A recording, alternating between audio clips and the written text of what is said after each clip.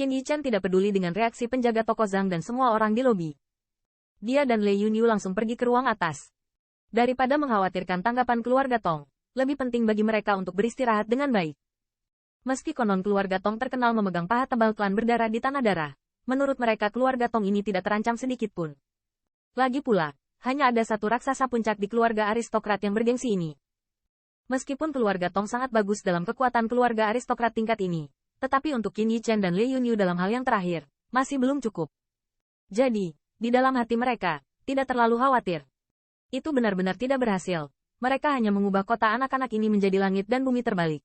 Dan mereka juga yakin bahwa mereka dapat melarikan diri ke hutan yang putus asa sebelum kekuatan klan berdarah. Selama pembangkit tenaga listrik teratas tidak bisa masuk, hanya kekuatan suku berdarah, mereka tidak akan terlalu takut. Saat Qin Yichen beristirahat, mereka menyebarkan cerita di sekitar hotel mewah ini. Ketika mereka mendengar berita itu, pembangkit tenaga listrik yang tak terhitung jumlahnya tampak luar biasa. Dan kemudian semua orang mengadakan pertunjukan yang bagus. Posturnya menunggu tanggapan dari keluarga Tong. Pada hari ulang tahun Penatua Agung keluarga Tong, pada siang hari, beberapa orang berani membuat masalah di kota anak-anak. Ini baru saja memukul wajah keluarga Tong. Benar saja, pada hari kedua, tim penegak hukum yang menjaga pembangkit tenaga listrik datang ke hotel ini. Dengan kedatangan tim penjaga ini, pembangkit tenaga listrik yang tak terhitung jumlahnya juga berkerumun di sekitar hotel ini.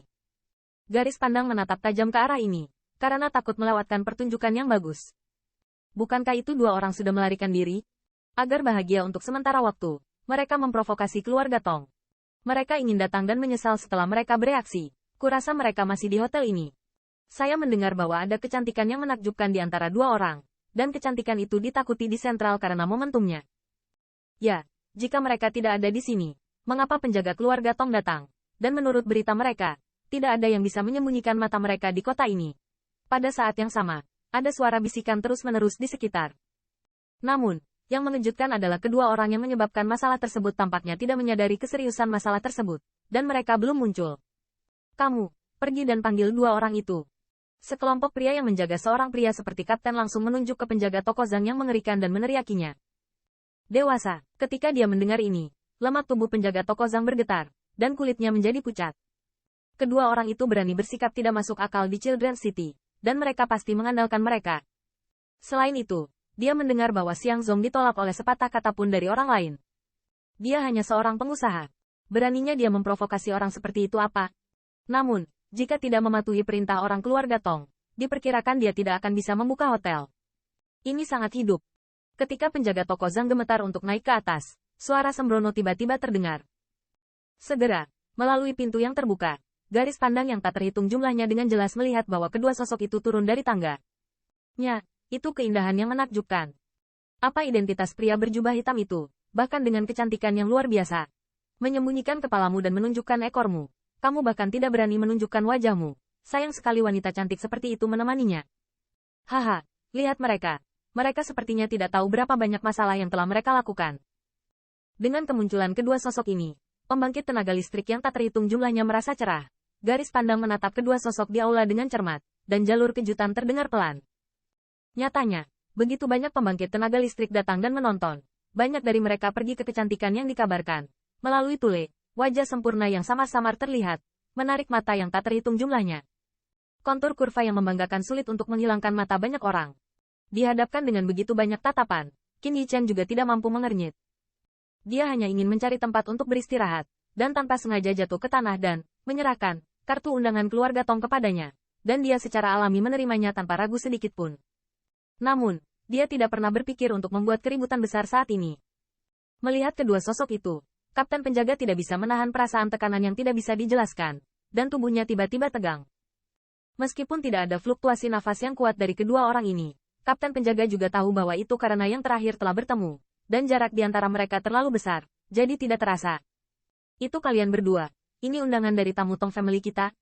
Namun, meski mengetahui bahwa kedua orang ini bukan orang biasa, kapten penjaga melangkah keluar dan bertanya dengan dingin di bawah tatapan cahaya yang tak terhitung jumlahnya.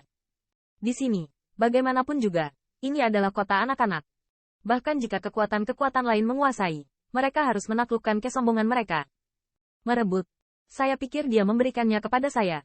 Qin Yichen memiringkan kepalanya sedikit, dan suara samar keluar dari mulutnya. Setelah mendengar ini, banyak penjaga keluarga Tong mau tidak mau tenggelam sedikit. Undangan keluarga Tong semuanya menuliskan nama pasukan yang diundang. Hal-hal seperti itu dianggap sebagai harta karun. Bagaimana bisa dikirim? Beri aku undangan dan kembali bersamaku dan terima hukuman kami. Karena ketidaktahuan Qin Yichen, kapten penjaga hanya menganggapnya menyesatkan, dan dia tidak mau berbicara terlalu banyak dengan yang terakhir, dan langsung berteriak dengan nada perintah. Hukuman. Hanya kamu. Mendengar ini, Qin Yichen sepertinya mendengar lelucon besar, dan cibiran penuh penghinaan keluar dari mulutnya. Saat mendengar ini, para penjaga dari kelompok keluarga Tong semuanya menjadi sangat murung. Puci, bukankah orang ini idiot? Mungkinkah dia ingin melawan keluarga Tong? Haha, semakin menarik. Lihat bagaimana keluarga Tong bisa mengemasnya selanjutnya. Berani berada di kota anak-anak, jadi mereka berbicara dengan penjaga keluarga Tong. Tetapi mereka melihatnya untuk pertama kali. Ada kerumunan yang tak terhitung jumlahnya di sekitar, dan saat ini ada sentuhan menggoda di wajah. Jalur suara bisikan, juga terdengar pelan di sekitar. Di bawah tatapan garis pandang yang tak terhitung jumlahnya, tampilan tim penjaga keluarga Tong juga menjadi suram. Kapten penjaga, di matanya, muncul niat membunuh yang dingin. Jika bukan karena kecerdasan bahwa wanita itu mungkin adalah pembangkit tenaga senior yang suci, dia akan tergoda untuk mengambil gambar, di mana dia masih akan berbicara omong kosong dengan Qin Yichen,